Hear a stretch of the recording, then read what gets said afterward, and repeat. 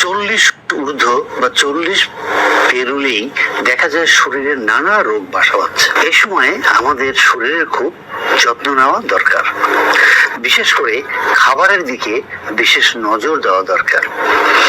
আঁশযুক্ত খাবার আমাদেরকে খেতে হবে। আমরা একটু জেনে নিই আঁশযুক্ত খাবারের মধ্যে কি রয়েছে।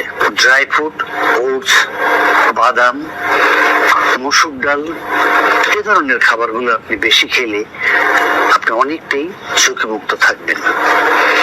এরপরে আমরা যে খাবারের কথা বলছি একটু আগেই, তাহলে এই যে খাবারের মধ্যে লবণ কম আছে, অর্থাৎ সোডিয়াম কমযুক্ত খাবার।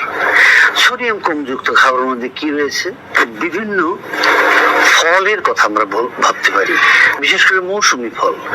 মৌসুমী ফলে রয়েছে পেয়ারা, তারপরে রয়েছে পেঁপে, কলা, বড়ই এবং আম।